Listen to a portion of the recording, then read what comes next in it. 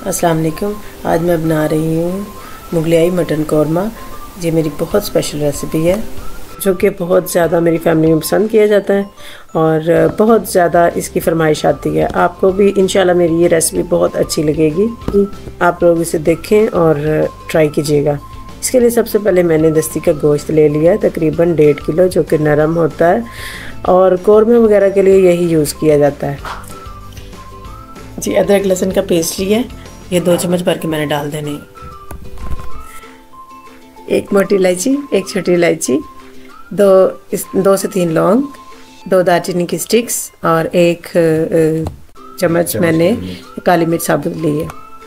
2 दरमियाने size के मैंने इसमें टमाटर शामिल किए हैं, पेस्ट बना लिया था, और 2 ही मैंने दरमियाने साइज़ के इसमें प्याज लिए हैं जो मैंने बड़े बड़े मोटे मोटे काट लिए थे, और इसमें पानी डाल दिया। पानी डाल के उसको मैंने तकरीबन 8 से 10 मिनट तक गलाया है। गलाने के बाद ड्राई कर लिया। अब मैं दोबारा से कढ़ाई ले रही हूँ, उसमें मैंने तकरीबन 1 कप ऑयल लिया है।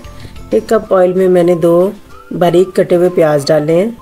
वो प्याज मैंने बहुत लाइट ब्राउन करके उनको मैंने निकाल लेना है। ठीक है, ये कौरमा जब बनाते हैं या कढ़ाई वगैरह जो भी बनाई जाती है उसमें ये स्पेशल ट्रिक होता है कि आप इसको इस तरह से ब्राउन करके निकाल लें। ठीक है, इसके बाद मैंने इसी ऑयल में 2 टमाटर शामिल करूँगी। ये क्योंकि मैं कौरमा बना रही हूँ इसके लिए प्याज और टमाटर दोनों का इस्तेमाल ज़रा ज़्यादा होता है। तो इसमें मैंने 2 टमाटर ले लिए हैं, उसको मैंने पानी खुश्क कर लेना है क्योंकि जो गोश्त है वो मैंने प्रॉपर गलाया हुआ है। अगर मैं टमाटर में ऐसे डाल दूँगी तब ज़्यादा गल जाएगा गोश्त, तो मैं टमाटरों को पहले पानी खुश्क करूँगी, उसके बाद फिर मैं गोश्त डालती हूँ। गोश्त का भी मैंने पानी बिल्कुल खुश्क कर दिया था। आप लोग भी जब उसे गलाएं उसका पानी बिल्कुल खुश्क कर लीजिएगा। ठीक है, तो दस्ती का गोश्त बहुत ज़्यादा मज़े का होता है और इसका रेशा जो है वो छोटा होता है और खाने में बहुत टेस्टी होता है और बनता भी बहुत अच्छा है। टमाटर मेरे हो चुके हैं नरम। अब मैं इसमें जो गोश्त है वो ऐड करती हूँ। ठीक है, आप लोगों ने इस चीज़ का ध्यान रखना है कि टमाटर जो है वो अच्छे से नरम हो जाएं। ये गोश्त देखें माशाल्लाह कितना खूबसूरत गला हुआ है। इसका टाइम प्रॉपर देना बहुत ज़रूरी होता है। अच्छा, इसको अब मैंने इसमें ऑयल में फ्राई करना है क्योंकि टमाटर का पानी खुश्क हो चुका था, तो अब गोश्त जो है वो अच्छे से इसमें फ्राई हो जाएगा। स्पाइसेस वगैरह मैंने कुछ भी शामिल नहीं था किया इसमें। तो अब मैं 1 टेबल स्पून इसमें मैं लाल मिर्च पाउडर डाल रही हूँ और 1/2 टेबल स्पून मैंने इसमें हल्दी का पाउडर शामिल किया है। वो डाल के मैंने इसको भूनना है। ये जो स्पाइसेस हैं ये ऐड करने का इस वक्त मकसद यही है कि इसका कलर जो है वो बड़ा खूबसूरत रहे। अगर मैं इसको गलाते वक्त डाल देती तो इसका कलर उस तरह खूबसूरत नहीं था आना। माशाल्लाह 5 मिनट तक तकरीबन हमने इसकी अच्छे से बुनाई कर लेनी है। ये बहुत स्पेशल है।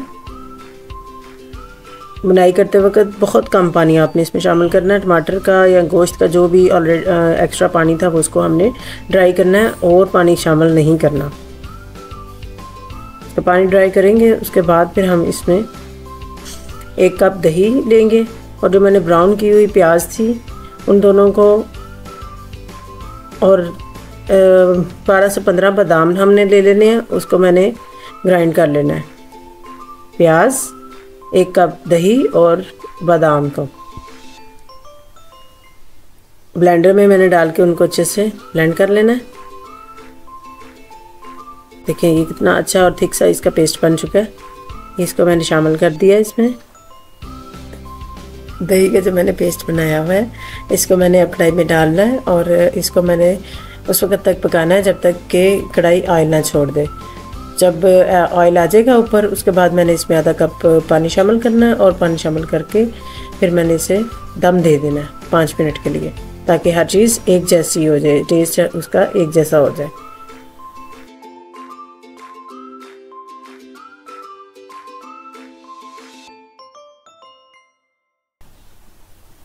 और ऑयल छोड़ दिया है और मैंने देखें।